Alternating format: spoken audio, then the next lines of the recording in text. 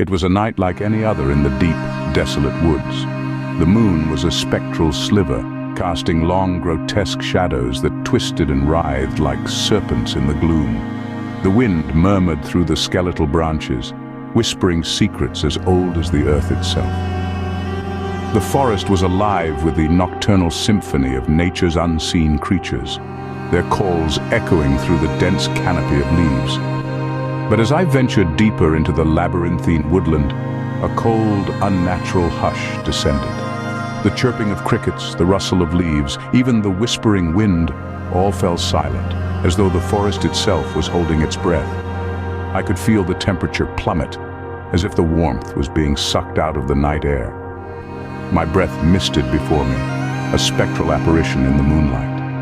An oppressive heaviness cloaked me, like a shroud of darkness woven from fear and dread.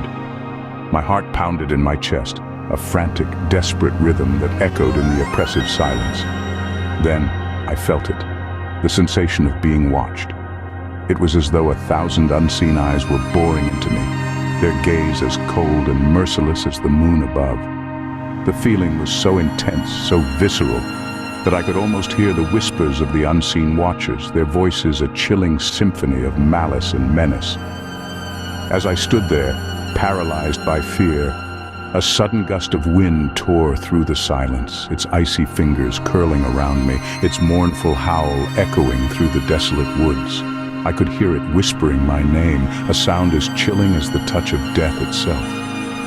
To understand what happened, we need to delve into the lore of the demonic. Meet our paranormal expert, a seasoned scholar in the realm of the supernatural.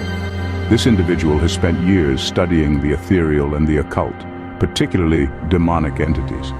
Their journey has taken them through ancient texts, first-hand accounts, and even to the very sites of these eerie encounters. According to the expert, demonic lore is steeped in history. From ancient times, these entities have been associated with places of darkness and isolation, making the woods an ideal dwelling. Forests, with their shadows and solitude, have long been seen as gateways to other realms where these sinister beings reside. Our expert emphasizes the dangers of these encounters. These are not mere tales spun around a campfire, they are warnings, reminders of the unknown that lurks in the darkness. The woods have always been a place of mystery and fear, and for a good reason. My encounter was something I could never forget. Have you ever felt the weight of fear? Real, palpable fear that makes your heart pound like a drum and your skin crawl with icy dread? That's what I felt that day. The woods had always been a place of peace for me, a sanctuary away from the world. But that day, it turned into a living nightmare. It started as an ordinary afternoon. The sun was a warm, golden glow filtering through the trees. The silence was broken only by the occasional rustle of leaves and the distant hoot of an owl. But as I ventured deeper into the woods, a feeling of unease crept up on me. A chilling breeze swept through the trees, making the leaves hiss like whispered threats. The air became heavy, suffused with a sense of dread that made my steps falter. It felt as if the woods were holding their breath. Then I saw it, a dark figure, a silhouette against the fading light. It was tall and gaunt, with elongated limbs that seemed to twist and contort in ways that defied nature. Its eyes, two glowing orbs, bore into me, filling me with a terror I had never known. What happened next is a blur. I remember running, the underbrush tearing at my clothes as I sprinted, my heart pounding in my ears. I remember the feeling of that gaze, that inhuman presence following me. When I finally stumbled out of the woods, gasping for breath, the world seemed to spin around me. The forest, once a sanctuary, now felt like a monstrous entity, hiding secrets better left undiscovered. In the days that followed, I grappled with what I had seen. I questioned my sanity, my memory, everything. But one thing became clear. Whatever I had encountered in the woods that day was not of this world. I still can't enter a forest without feeling that fear. We ventured into the woods armed with our equipment and a desire for answers. The night was dark, the moon casting long, eerie shadows across the forest floor. The woods, a place of natural beauty by day, transformed into an arena of the unknown when the sun set. Our team, a seasoned group of paranormal investigators, was no stranger to the unexplained, yet even they felt a shiver of apprehension as we ventured deeper into the forest. Each rustle of leaves, each crack of a branch underfoot seemed amplified in the quiet of the night. Our equipment hummed and buzzed, a symphony of technology designed to pierce through the veil of the supernatural. We had night vision cameras to capture what the human eye could not, and EVP recorders to detect any spectral voices. Every blip on our radar, every spike on our meters heightened the sense of anticipation.